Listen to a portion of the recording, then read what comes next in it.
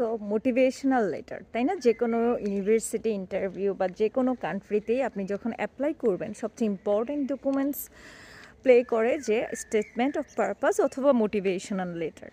So হাঙ্গেরির ক্ষেত্রে আপনারা যারা ইউনিভার্সিটি ফেস করবেন বা অ্যাম্বাসি ফেস করবেন, তাদেরও মোটিভেশনাল লেটার লিখতে হয়, তাই না? একটা ইউনিভার্সিটির জন্য, একটা অ্যাম্বাসির জন্য।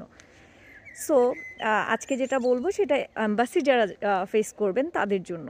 সো অ্যাম্বাসিতে যাওয়ার আগে অবশ্যই মোটিভেশন লেটারটা একটু স্টাডি করে যাবেন, যে কারণ অনেকে কি করে অন্য কারো দিয়ে লেখায়, তাই না? সেটা কনসালটেন্সি হোক, এজেন্সি হোক, সিনিয়র ভাই আপু হোক, বা যে কারোর হেল্প নিয়ে আপনি করেন না কেন, সো সেটা আপনি কি করেন, জাস্ট সাবমিট করে দেন, কিন্তু একটু নিজে দেখেন না যে আমি কি দিলাম এখানে। হ্যাঁ, আমার মোটিভেশনাল গোলটা কি, আমি কি কারণে ইউনিভার্সিটি চুজ করলাম, কেন আমি এই সাবজেক্টে অ্যাপ্লাই করতেছি, আমি দেশে ফিরে এসে কি করব, এবং কারো যদি ভিসা রিজেকশনস থাকে, সেই ভিসা রিজেকশনস আমি কেন আসলে হয়েছিল এবং সেটা আমি কিভাবে ওভারকাম করলাম, ফিউ থিংস আপনার মোটিভেশন লেটারে ইনক্লুড থাকে।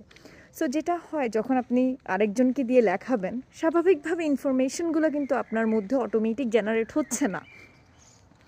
সো সেক্ষেত্রে আমার সাজেশনস থাকবে, প্লিজ অ্যাম্বাসিতে যাওয়ার আগে একবার নিজের মোটিভেশন লেটারটা আপ টু বটম একটু দেখেন, সো দ্যাট ওরা যখন আপনাকে মোটিভেশনাল গোল জিজ্ঞেস করবে, আপনার কথার সাথে যাতে আপনার ডকুমেন্টসে যেটা সাবমিট করেছেন সেটার একটা মিল থাকে। সো অনেক সময় হয় কি, আমরা এই জিনিসগুলো ভুল করি, আমরা বলি একটা, আমাদের ডকুমেন্টে থাকে আরেকটা, সো একটু কনফিউজিং হয়ে যায় এবং লজিক্যাল মনে হয় না বিষয়টা। সো সেক্ষেত্রে জাস্ট আপনাদের জন্য একটাই পরামর্শ, নিজের মোটিভেশন লেটারটা একটু অ্যানালাইসিস করেন। হ্যাঁ, যাকে দিয়ে লেখায় থাকেন না কেন, আমরা তো অবশ্যই রিডিং পড়তে পারি এবং সেটা অ্যানালাইসিস করার মতো এবিলিটি আমাদের আছে দেখে আমরা অ্যাপ্লাই করছি। So just believe in your self and study that things. And if you need any kind of help regarding motivational letter, you can mail me or you can add to my WhatsApp channel so that you can attend any free classes, okay? So that you can communicate and can solve the problems, okay? So best of luck.